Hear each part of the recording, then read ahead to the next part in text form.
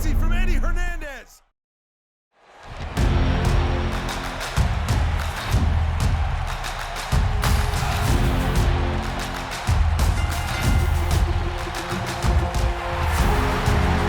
Hey everybody, welcome to Friday Night Storm here on General Admission Wrestling. Thank you so much for being here. It has been just an incredible week here in General Admission Wrestling. If you've missed any of the action, head on over to our website, generaladmissionwrestling.com. You can read up on recaps of everything that happened. We'll tell you the best bits, and you can go check out for yourself. And we're going to cap it off here with a tremendous night of action, culminating with Dakota Kai putting her Women's World Championship on the line. We begin with the Intercontinental Championship #1 contender. It is Ricochet, a guy who really needs to get his head right. He needs to get himself figured out after we've seen him take a couple losses, most notably last week against Pac. This guy needs to figure it out, but I'll tell you what, it's going to be hard to do it right now.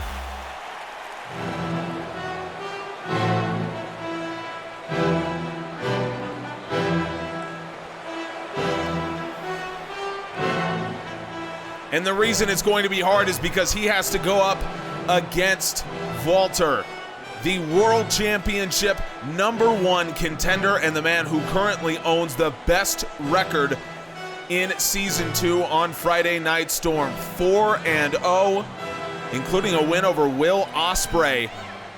So Ricochet, I mean, I gotta say, he might be in a little bit of trouble here, because if he couldn't figure himself out against Pac, he could be in real trouble here against Walter. Well, let's see what happens. We've got a hot opener here as the #1 contenders to both of our top singles titles here in GAW. They square off. I can't wait to see this. Different roads to get here for both men. Ricochet won a battle royal a few weeks ago to earn his #1 contendership to Bobby Lashley's title. Conor McGregor helped him do it as Adam Cole seemed to have the match won.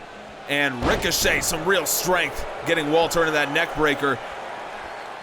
He was really on the back foot after Cole hit the last shot, but Conor McGregor comes in and destroys Adam Cole and allows Ricochet to win the match. Meanwhile, Walter here won a 4-way elimination match a couple weeks ago to earn his #1 contendership, in which Conor McGregor was also involved, although in a different way. He planned to come out to help Zack Sabre Jr. win that match and become #1 contender, but CM Punk stopped him backstage, and that set up, of course, Bobby Lashley versus CM Punk when Lashley destroyed Punk with the help of McGregor. We haven't seen Punk since. Walter now camel clutch applied onto the one and only Ricochet, former Cruiserweight champion, one of the best we've had in General Admission Wrestling. Irish whip off the ropes, and Walter went in looking for a spear. Ricochet just hurdles him in a teardrop suplex. You can see Ricochet's got the ability, he's got the strength. Walter weighs in at about 300 pounds, and Ricochet just tossing him around and now spears him off the apron. It's going to be a great night. I mentioned our main event, Dakota Kai against Jessamine Duke for the Women's World Championship. We'll also see the mighty Don't Kneel in action. They take on the Young Bucks, former champions. Walter comes in. What a spear. And Walter's going up top. The big man's going up top. We almost never see him do this. Diving headbutt from Walter. He almost never does it. And you think, you got the size advantage. But look at this, Walter just hoists up Ricochet into the powerbomb position, drives him down, and a high stack cover as well. Walter looking to pick up the early victory. Ricochet kicks out. The devastating powerbomb. Walter throws it so well, and now he's going to go for another one. Ricochet rolls through. Ricochet sunset flip here onto Walter. Ricochet trying to steal one from the World Championship #1 contender. Walter comes right back up. Look at the core strength, and Ricochet able to muscle out. Right hand countered by Ricochet, and now a cutter. The fans love it, and now Ricochet, here he goes up top. This is much more familiar territory for him. 6:30, nobody home. Ricochet hits the deck and Walter immediately goes into the cover, and that is the intelligence of the ring general. Ricochet slams the deck after the 630, and Walter knew exactly what he needed to do, and that has been a real issue for Ricochet over the last year plus. Pac beat him for the cruiserweight title last season, almost a year ago to the day. Pac beat him with that very same idea, pinning Ricochet after the 630 misses. And now Walter's doing the same, and Walter, he's grabbed himself a mic. The ring general never turns down a challenge or a chance to rid the ring of unworthy opponents. But that is not Aleister Black. I know many challengers want to insult their opponents in a desperate attempt to make themselves feel better, but I won't. I know how great Aleister Black is, but I am not scared of him. I don't have to lie to make myself feel better, because I know that Aleister Black on his best day cannot beat Walter at his best. I am ready for the world champion at Bash at the Beach, and I hope his best.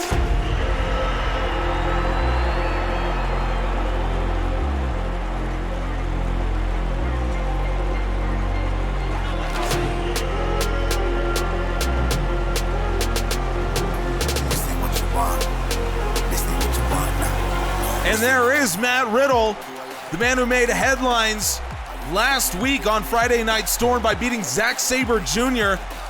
And then he also gave a very impassioned speech, and he appears that he is back and better than ever. But, you know, Walter didn't call him up by name or anything, so I wonder what the hell is Matt Riddle doing out here? You've missed the whole point here, Walt. People like me, we don't trash our competition because we're scared. It's the exact opposite. Take this moment, for example. I'm standing right here in front of you, and I feel perfectly comfortable saying you're a below-average wrestler and a bottom-tier athlete whose only accomplishment is eating enough to get a gut so big the smaller guys you put yourself against don't have enough strength to move you. It doesn't surprise me that you, of all people, choose to come out here and chatter. You don't want to forget the embarrassment you suffered at the hands of a man you also underestimated. If you have something to say, say it. The ring general will listen.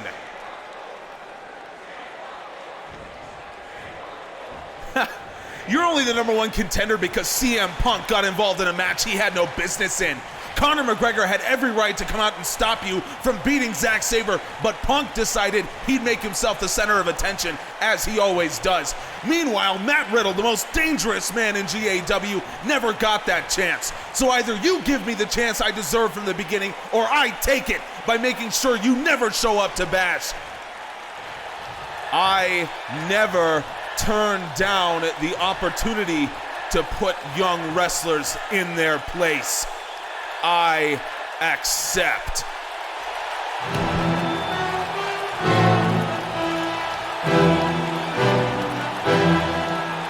Wow, that is unbelievable. And folks, it is official.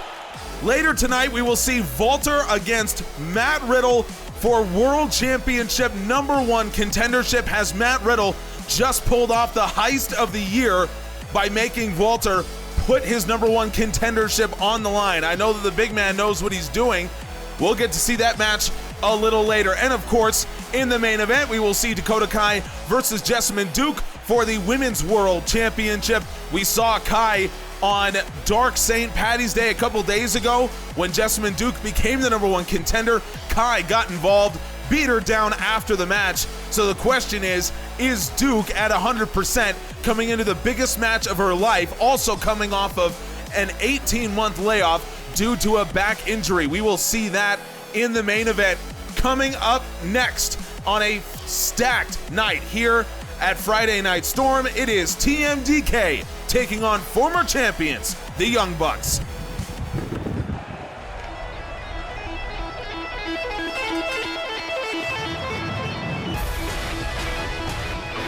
The Young Bucks are former champions here in GAW, but over the last season plus, they haven't quite gotten up to that level. They fought for the championship several times, but they haven't been able to get over the hump and finally win it. They were 4-4 last year. This will be their first match of season 2, but let's see if they can figure it out. You know, it is no easy task. When you talk about TMDK, when you talk about what they've done, the Young Bucks have quite a job in front of them.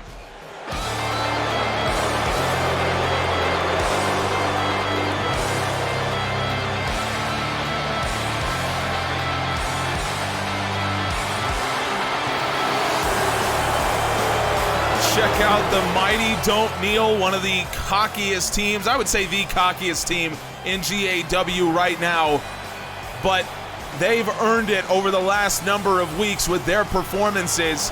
They are undefeated here in Season 2, and they are looking as dangerous as any team out there. And I'll tell you what, they don't even have to talk. They don't even have to be around to cause controversy. Here is an interview with Flyboy during Storm Chaser Sydney talking about how TMDK was spotted, and look at what they can influence even while not even doing anything. The only thing I hear constantly is, oh, do you know Hugh Jackman? I didn't know TMDK before they came, and I am done here. I came here to have a vacation, and this is the treatment I get. Unbelievable. Matt Jackson start things off for the Bucks, and a Hurricane Rana from Shane Thorne. You talk about TMDK, how impressive they've been lately. And really, I mean, we need to talk about it because this has been the surprise of Season 2, I think, especially here on Friday Night Storm. No one believed that TMDK was going to be able to do what they've done, but you talk about absolutely taking GOD to school. 7-time IWGP Tag Champions, former champions in GAW as well. They also beat War Machine, 2-time champions in GAW. And the Bucks are 4-time champs here. So you're talking about TMDK could walk out of this match having beaten teams with a combined 7 world title reigns in general admission wrestling. That is the kind of pedigree of the teams that TMDK is just destroying right now. And we'll see if it continues with the Young Bucks. Shane Thorne, oh my God, teardrop suplex. Olympic style slam there. Jackson, he's already playing from behind, and this is part of the key for what TMDK have been able to do the last few weeks since they've really come back onto the scene. The key for them has been getting out on top early on, and they've been able to do that so well. They make the other team always play defense. It's incredibly difficult to do, especially when you're dealing with guys who are as great of athletes as Shane Thorne and Nick Miller. And now Matt Jackson, he knows that he's got to get a fresh face in. And Jackson will tag in brother Nick. Here comes Nick Jackson into the match for the first time. Shane Thorne, he's gotten a little bit of a breather now, but Nick not going to allow him. Boston Crab here by Nick Jackson, but Shane Thorne just powers right out of it. This is what TMDK do so effectively, and now Shane sends him out, and here comes Thorne. Right to the top with Nick Jackson on the outside. Thorne looking for the double knees, and he got nothing but the cold, hard ground. Still trying to fight back, though, and Shane seems to be pretty content to do some brawling on the outside here. Shane is a talented striker. We've seen that. Of course, the clothesline from down under. Oh, my God. Absolutely beheads Nick Jackson with that lariat, and now Nick is in trouble, but Matt Jackson there to break up the pin. He eats a DDT for his troubles. Nick Miller, that's his first involvement, and he creates a 2-on-1 for TMDK. Clothesline from down under, and that was reversed by Nick. Well done. Had it well scouted. And now Nick Jackson meets Shane Thorne on the other side on the apron and stands him up. DDT. giving a little bit of a receipt after Nick Miller took out Matt Jackson with the DDT a few moments ago. The Young Bucks were most recently champions in GAW back in 2018. They beat War Machine for the titles at Nitro 8. You can see that along with so many other juicy tidbits from our championship histories over on generaladmissionwrestling.com. We have full championship histories for all of our title belts dating all the way back to 2005 when our first GAW World Champion was crowned. I'll just give you a little bit of trivia here just because it's interesting. This is the kind of thing that you can find over on the website. You want to know who the first ever tag team champions in GAW were? It was the Rock and Roll Express back in 2006. They won it at Storm A New Era. They beat Styles and Tomko. Clothesline from down under by Shane Thorne. He's got no respect for the history here in GAW. And TMDK, they are walking out the winners. Shane Thorne never even needed Nick Miller. He barely let me get through my my explanation of the first ever tag team champions. The point I was trying to make was go visit the website. You can see all of those histories and so much more. But my God, what a performance from TMDK. Shane Thorne with the clothesline from down under. Wow. And Matt Jackson never saw it coming. TMDK advances to 3-0. They've beaten 3 former champions in GAW with more than a dozen world title reigns across the world to their names. TMDK, they are for real, and I think the Usos need to get used to it. I think that these guys are going to be fighting for the tag team titles sooner rather than later. Coming up next is the match we saw get made earlier. Walter puts his #1 contendership on the line against Matt Riddle. Let's get ready to rumble! That your third man is in the building? Oh, he's here all right, Gene. Hulkamania! Hulk Hogan is here! Hulk Hogan's here! Hulk Hogan is in the building! You damn right he is! Go get him, Hulkster! Yeah, but whose side is he on? Hulk! What is he doing? God! Is he the third man? He's the third man! You can call this the New World Order of Wrestling, brother.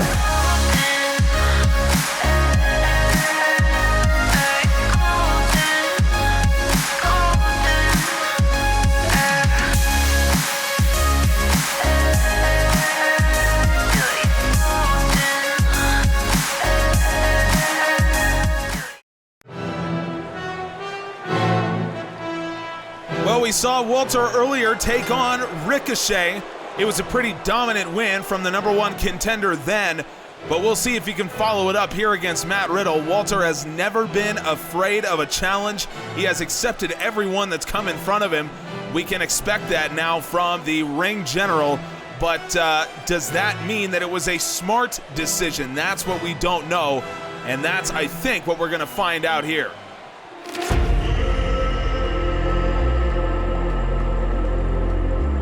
I think it's fair to say Matt Riddle's been given a gift with this match. He just happened to come up against a guy who was feeling confident and a guy who is fearless the way that Walter is.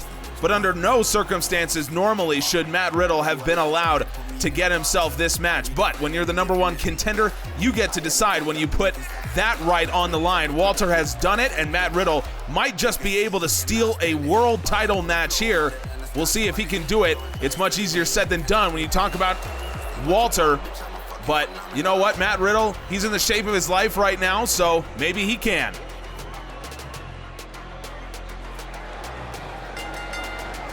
I don't know if Matt Riddle really knows what he gotten himself into. Knee strike, and it doesn't even bring Walter down. Riddle's gonna have to do a lot of work here against the big Austrian. 2 strikes dodged, but Walter comes out the better with a Uranagi. You talk about the style of Matt Riddle, how much he's changed. He teamed with Keith Lee for 2 years as part of the Limitless Legion. They were never champions in GAW, but they were one of the most beloved teams in the company. Matt Riddle decided to turn his back on all of it and attack Keith Lee during a match, broke up the Limitless Legion, and ignited a bloody feud between the two that ended at Nitro 10 in a last man standing match. And when you talk about, Nitro 10 was a couple months ago, Keith Lee has not been the same since then, and Matt Riddle, he only just returned last week. So you talk about a match that shortens careers, the last man standing match certainly is that. But Matt Riddle, ever since he turned his back on Lee, he has really changed his style up significantly. We saw him when he got into specifically GAW, he was really using the American style, typical American style professional wrestler, but now we've seen him go back to his mixed martial arts style, very strike-based. He was, of course, at one time in his career considered one of the fastest rising stars in the UFC. So this is a guy who knows what he's doing. Walter looking for a power bomb, gets him up, and Walter drives him down.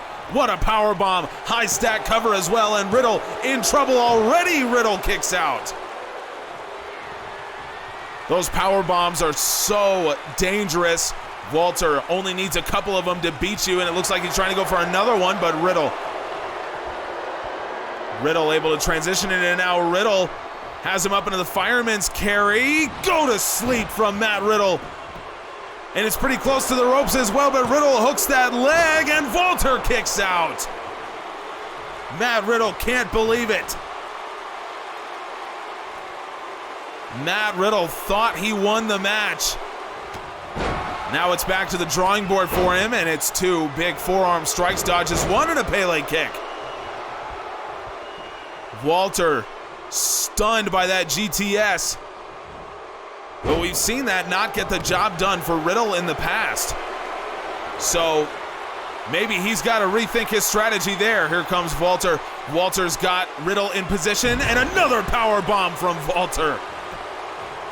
The velocity that he drove Matt Riddle down with that one, and Walter remains the -- contender. I don't think Riddle really knew what he was doing. I think he underestimated Walter in a major way, and I think it came back to hurt him. He was gifted this match, a match that he didn't earn, and Walter gave him the correct repayment. Walter is still the #1 contender, and where does Matt Riddle go from? Yes, Walter, I should have warned you I'd be a little tired before this match. You got off easy earlier by fighting Ricochet, but I had a real work to do. And this is the thing you don't understand, Walt.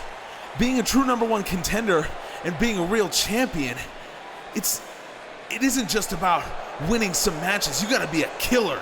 You gotta be willing to do the things no one else has the stomach for. So I noticed Aleister Black was still walking around when I went back there. Apparently you don't have the stomach to fix that. I'm not surprised. So I took care of it. You're not a killer, Walt. You're a big man who's been coddled and failed forward into this position. I'm taking matters into my own hands. We've got to get someone to the back right away to check on Aleister Black, and I really hope the world champion is okay. We got to announce 2 matches for next week. We will see the tag team champions, Jimmy and Jey Uso, will take on the men that they beat at Nitro 10 for the titles, the Gorillas of Destiny, and that is in response to what we've seen TMDK do over the last couple weeks. And we will also see a #1 contenders match for the United States Championship. In the main event, Bianca Belair will take on Rosita, and the winner will face Tegan Knox at Bash at the Beach for the title. Can't wait for that. And coming up in our main event, we might have a new women's world champion as Dakota Kai defends against Jessamine Duke.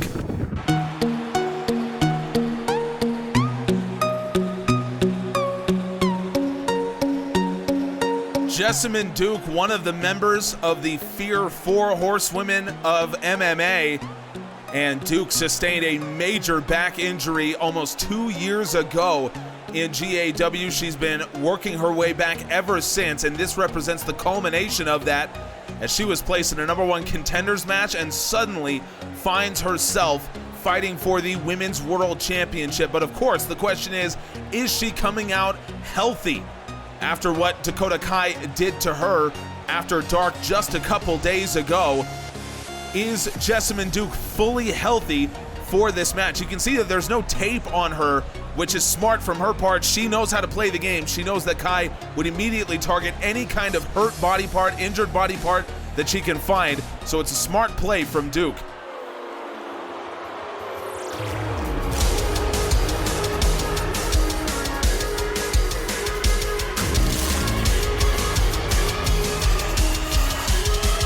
The Women's World Champion Dakota Kai, she beat Asuka for that title at Nitro 10. Asuka, of course, the second longest reigning champion in the history of GAW, and the longest since Lita almost 10 years ago.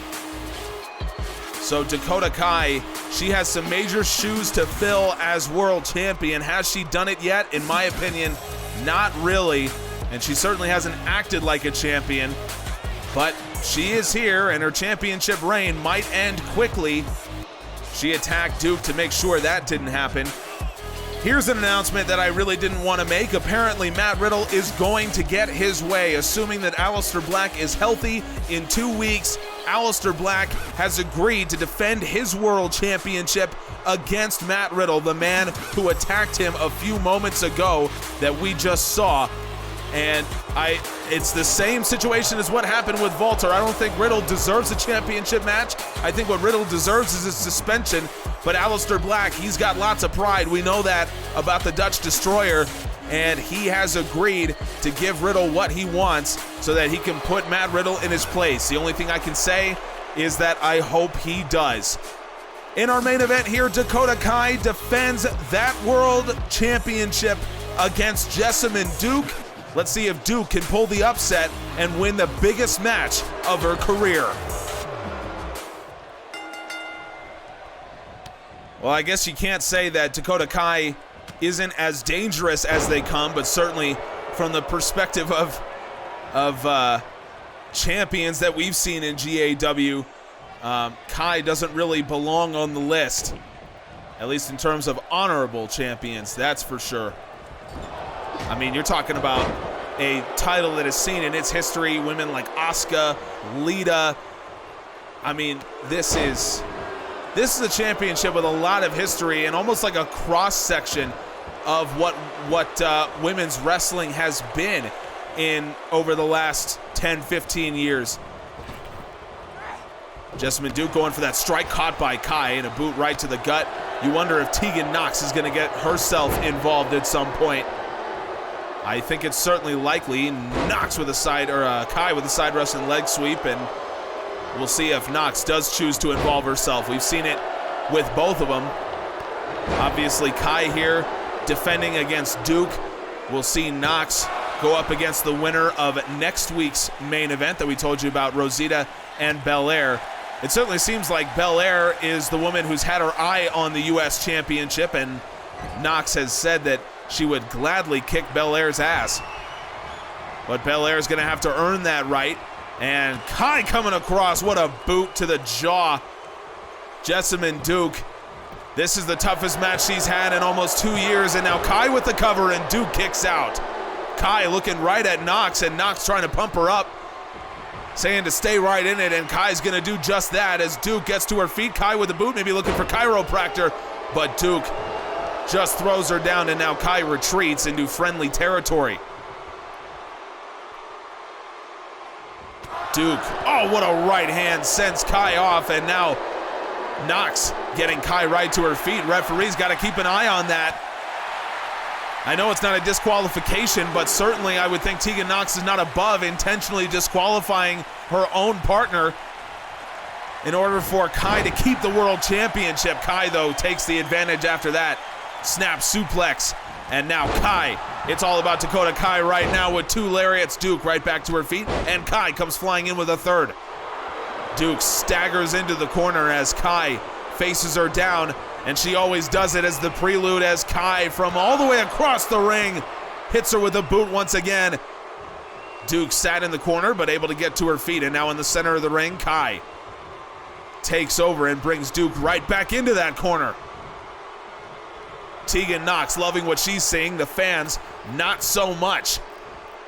Kai placing Jessamine Duke on top, and now Kai up to meet her. Duke could be in real trouble here as Dakota Kai has her up in a dangerous area superplex. The fans do not love it, very decidedly so. Dakota Kai going for the cover to retain off the superplex and a kick out. Fans trying to will Jessamine Duke on here after everything she's been through, but Dakota Kai just overpowering, but the boot caught in Jessamine Duke with the knee, and Kai with DDT after the spear. This match is moving at a mile a minute, and Dakota Kai going for another cover here on Duke and another kick out. The fans just trying to do what they can right now. What a moment it would be for Jessamine Duke if she comes out on top with this one, but Kai staggers her, sends her into the corner, and now Kai once again with a running start. Huge boot right across the face, and now Kai just face wash right in that seat, in that corner. And another cover here on Jessamine Duke, and Dakota Kai, after just cranking her neck with that boot.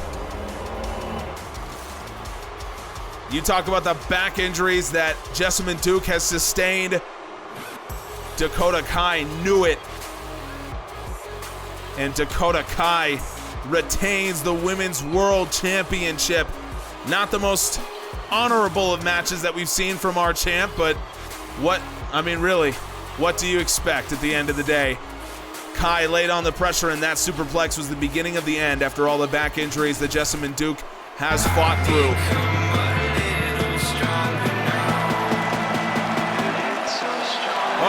Hey, look at this! Look at this! It's Ronda Rousey! Ronda Rousey making a return. We haven't seen her in months. She's coming out to confront Dakota Kai.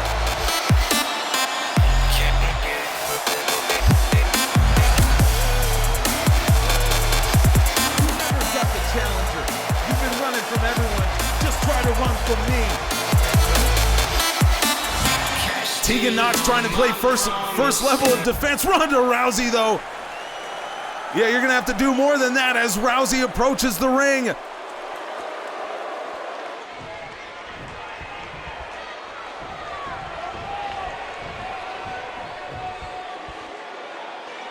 Kai trying to get the better of an exchange, but Ronda Rousey strikes her back, and Dakota Kai wants no part of this.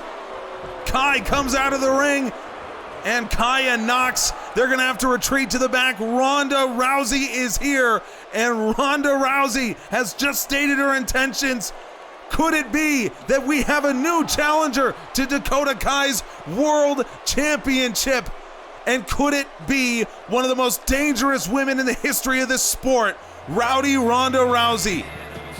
What a development this is, folks. Subscribe so you can see where this goes. Who the hell knows, but Ronda Rousey is back. Thank you so much. We appreciate you.